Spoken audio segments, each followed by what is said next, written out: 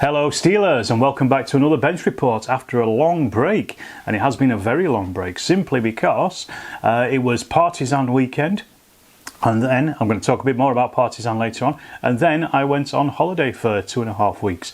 So I've kind of been really behind with the hobby updates. I did put out a video for Chain of Command 2 during my holiday time.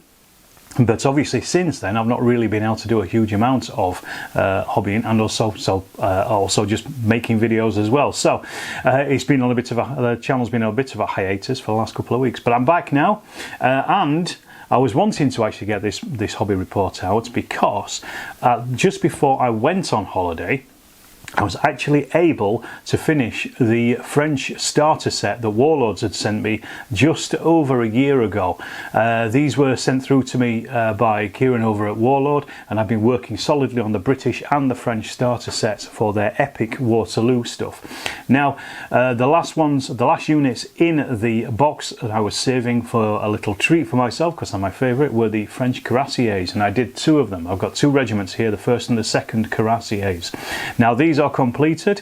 I did them all together as one. I've made them into large units, so they're 4 bases each. Because I think I ended up with an extra sprue of heavy cavalry, so I just basically mixed those in with the lot. I think I picked it up at the club, somebody brought them down, so I was able to just make these units a little bit bigger than they normally are. But I'm really chuffed to actually draw on a line under those 2 box sets. Now I do have a few more figures to paint in the British in particular. There's a couple more battalions, but they are not from the original box sets. They are the resin units, the light infantry, the Portuguese light infantry, I think, or the ones who are fighting in the peninsula. So they're going to get painted at some point in future, but for now I've done with red and blue, and I'm going to be moving on to the Prussians, which I've actually already started since I got back from holiday with some Landwehr. I'm going to practice those, and then I'm going to make a painting video for those once I've done a couple of units and I've just got an idea as to how to paint them myself. I don't want to dive straight in without knowing what to do. So that's something to look forward to at some point in future. But I also, as well, sticking with the epic Napoleonic stuff, I was able to paint some British ammo wagons. These came from Kiwi Kane, the guy that did some caissons for me. These are 3D printed, and these are absolutely lovely. Got these off eBay.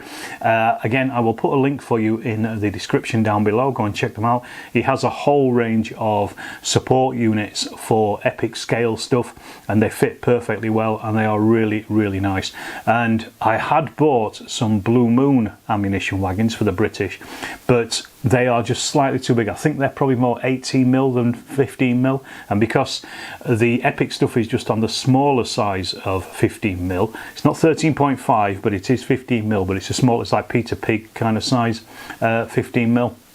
So the 18mm stuff was just way oversized. However, they have been repurposed and they have gone into my sharp practice box, so they will be used with my 18mm Napoleonics for sharp practice at some point in future, I'm sure. But yeah, these are again, that just kind of draws a line under some of the bits and pieces for the those Napoleonics, and I'm really chuffed. As I say, I'm really chuffed to have actually finished those box sets.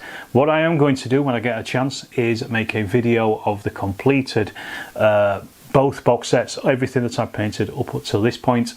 I did do a halfway through session video a while back, but I'm going to do a full-on, showcase of everything that I've painted, so you can see it's not just me repeating the same units week after week. So I mentioned it, Partizan. Was last week. I put out the Partizan, not last week, sorry, about 3 weeks ago at this point, so it's faded memory now. I put out the video as quick as I could on the Sunday because we were going on holiday on Monday, so a lot of you have seen that. If you haven't, go and check it out, it's on the channel. It's doing pretty good for viewing numbers, but if you want to go and have a look at it again. The only issue is I only got around half of the show because it was just so big, and in the morning I was helping out with Rich and Nick of Two Fat Lardies with putting on Chain of Command 2 along with Dex, Don, Aid and Mike. I was only there for the morning because I knew I wanted to film the show for the rest of the afternoon, and then by the time the show was starting to wind down, I'd only really got round the top half of the show. So unfortunately I missed a huge amount of it.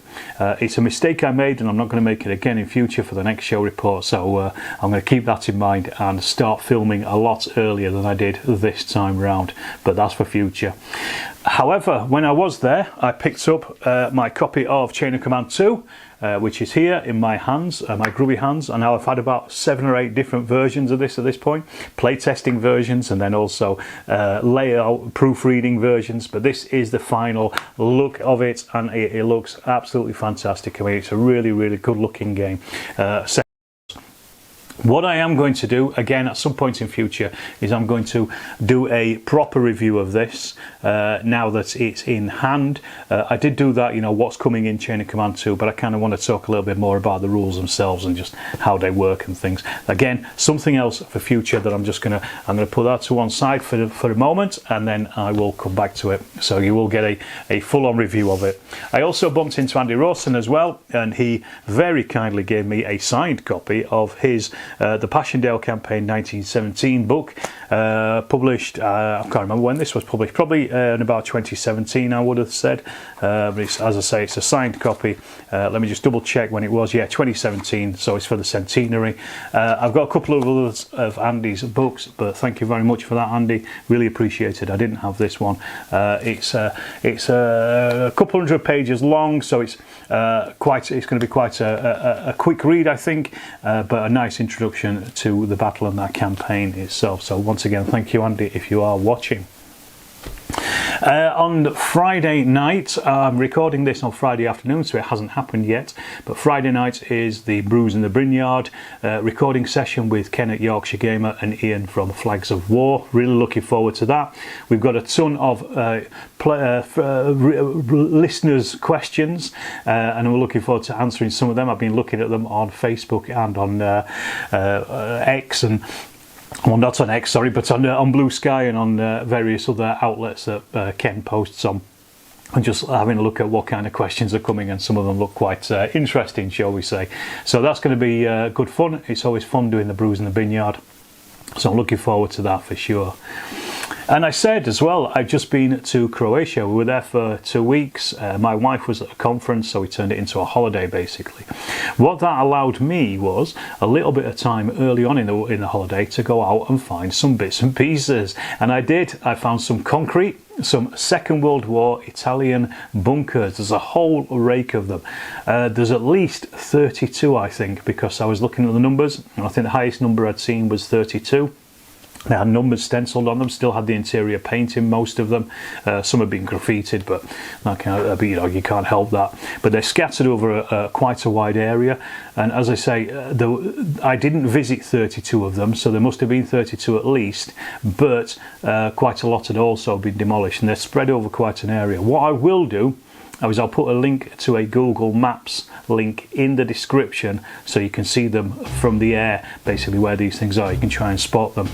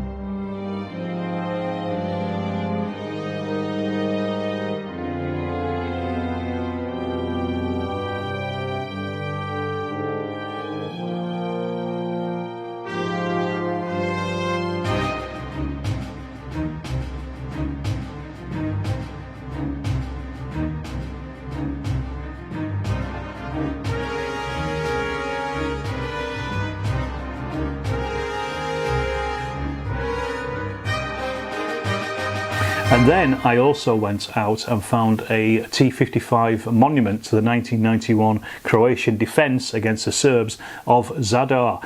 This was during the Croatian-Serb War. Serbs were being led by Slobodan Milosevic, as I'm sure a lot of people know, and this T-55 was a monument to that defence line that the Croats were basically holding in 1991. And interestingly, there was also more Italian bunkers up there, one of which had been designed to look like a house up on the top of the hill, but it had been struck by shells with some of the concrete removed, the outer concrete at least, but you could still see the internal concrete structure. And then there was also another one I found as well, which was quite close by, but quite difficult to get to, but I was able to get my way through the jungle to actually find the another concrete bunker. But absolutely brilliant, really enjoyed the time. And then also on State Day, which was I think our second to last day, we were sat having dinner, and then the Croatian Wings of Storm unit flew over us and did a display for everybody down on the beachfront at Zadar, which was fantastic to see. Absolutely and utterly unexpected, but they were buzzing around for a few minutes, and I got some footage of it. I did again put some footage of that up on the shorts on the channel earlier on. But yeah, really good, really enjoyed it. Lots of sun, a little bit of concrete, and a little bit of aeroplanes. What more can you want really from a holiday?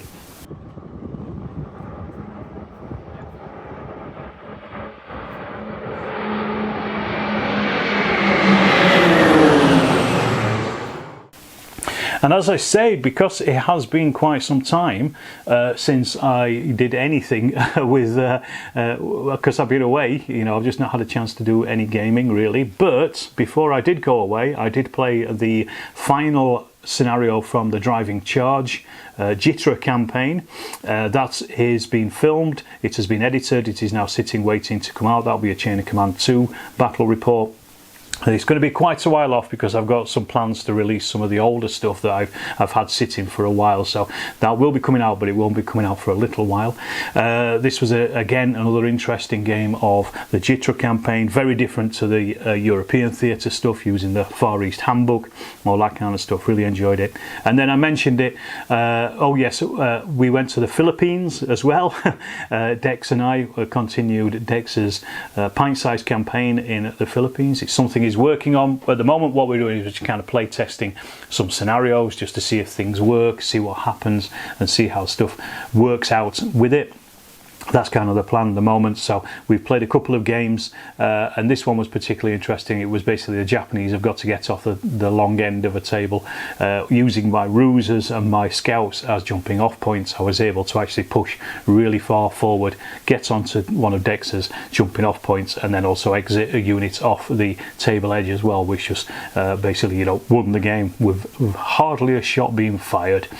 Great game though, really interesting, and just a challenge at least for the Philippines to hold the Japanese in place, which he unfortunately failed to do. And then also, again, just I think it was the Friday before I went away, I was able to put together a Chain of Command 2 video set in Italy, and this was just a British attack on a farm. You will have seen the battle report of this, which is out on the channel. Again, go and check that out. It was an interesting game. It went completely differently to what I expected it would do, but you know, that's the way of Chain of Command, I guess. But yeah, another great way of playing. I think Chain of Command has just come on in leaps and bounds with Chain of Command 2, and as I say, I want to do a proper review of it just to really drive home some of those changes and just some, you know, how different it is to how it played before. And I think at the moment that's about it. I haven't got anything else to tell you. As I say, I've now started the Prussians. I cleared the painting desk, so it's going to be a fresh break, and I'm just going to dive into the Prussians and see where we go with those. Hopefully they won't take as long as the British and the French, because there's only half of them anyway, but and they're also a little easier to paint. And as I say, I will be making some painting videos of those as I go along as well, so keep an eye out for those, and I will see you in the next Storm of Steel video.